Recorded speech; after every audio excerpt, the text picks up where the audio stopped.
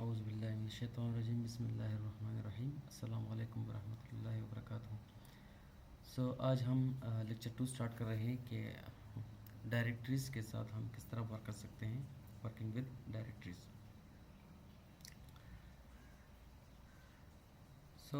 इस लैब में हम डायरेक्टरीज़ की जितने डायरेक्टरी की फंडामेंटल डायरेक्टरी के जितने भी ऑपरेशंस हैं यूजिंग कमांड लाइन वो हम एक्सप्लोर करेंगे कि डायरेक्टरी को हम एफिशिएंटली किस तरह से मैनेज कर सकते हैं, क्रिएट कर सकते हैं, रिमूव कर सकते हैं।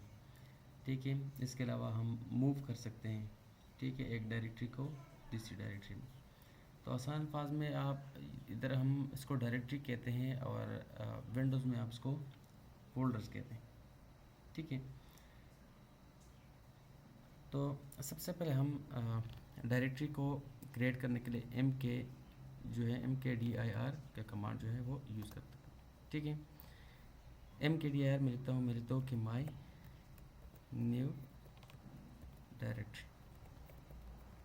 अच्छा, यहाँ पर मैं आपको क्लियर करता चलूँ कि लिनक्स में आप फाइल के बीच में जो है वो स्पेस नहीं दे सकते आप सॉरी आप अंडरस्कोर लिखेंगे। ठीक है, मैं एंटर करता हूँ। ठीक है, अब यहाँ पर आप इसको वेरीफाई कर ले कि आया ये डायरेक्टरी जो हमने बनाई वो एग्जिस्ट करती है या नहीं करती। मैं लिखता हूँ एलिस। आप यहाँ पर देख सकते हैं कि माई न्यू डायरेक्टरी के नाम से एक डायरेक्टरी हमारे क्रिएट हो गई। ठीक है, अब हम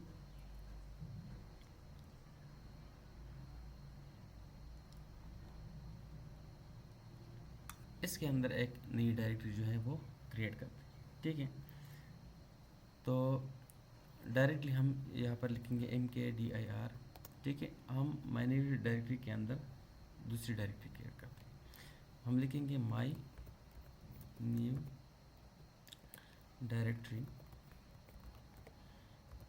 ठीक है, स्लैश सब डायरेक्टरी।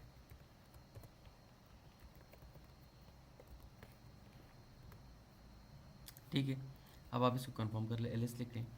और आपको याद है हमने CD कमांड का जो है वो चेंज इन डायरेक्टरी वाला हमने पढ़ा था लेक्चर फर्स्ट में। मैं लिखता हूँ माई न्यू डायरेक्टरी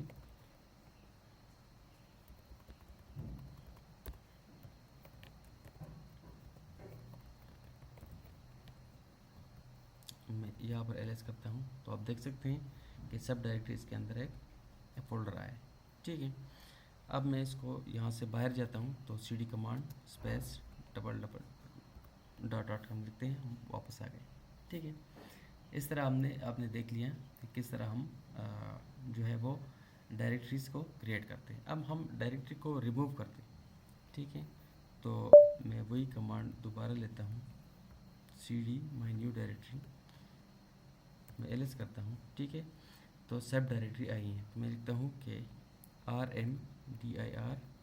ठीक है, और मैं लिखता हूँ कि सब अंडरस्कोर डायरेक्टरी,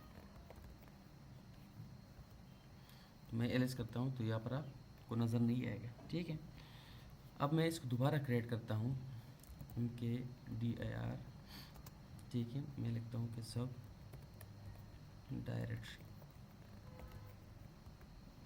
और मैं ये माई न्यू डायरेक्टरी से मैं बाहर निकलता हूँ।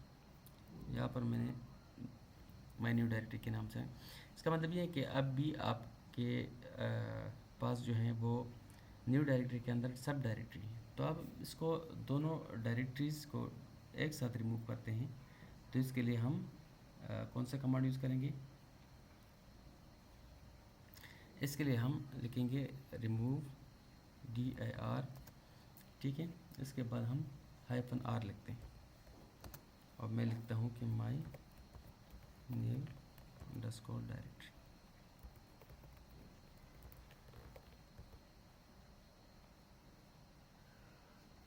सॉरी, रिमूव -R जो है वो हम डायरेक्टरी के अंदर जितने कंटेंट्स होते हैं उसको हम जो है इसके लिए हम यूज़ करते हैं।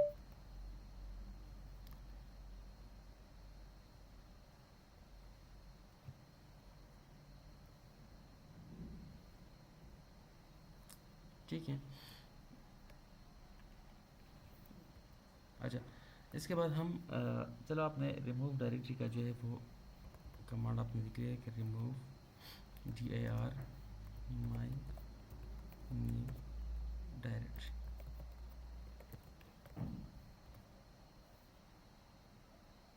डायरेक्टरी इज नॉट एम्प्टी, और हमने अपना और लिखा माई न्यू डायरेक्टरी।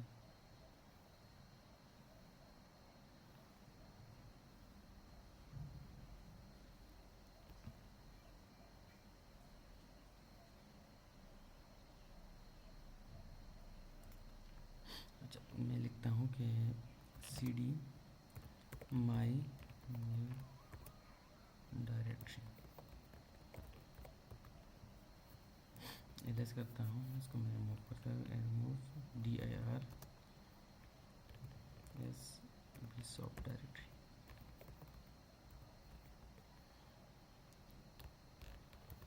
मेरे लैपटॉप में जो है वो चार्ज ख़त्म हो रहा है, ठीक है, और सी डी, ठीक है, हम इसको मूव करते हैं, ठीक है, मूव का कमांड सीख लेते हैं, इसके बाद फिर इंशाल्लाह हम ये सीखेंगे कि हम एक डायरेक्टरी को दूसरी डायरेक्टरी के अंदर किस तरह मूव कर सकते हैं, ठीक है। फॉर एग्जांपल हमारे पास माइन्यूट डायरेक्टरी है और एक और डायरेक्टरी क्रिएट करता हूँ कि इनके dir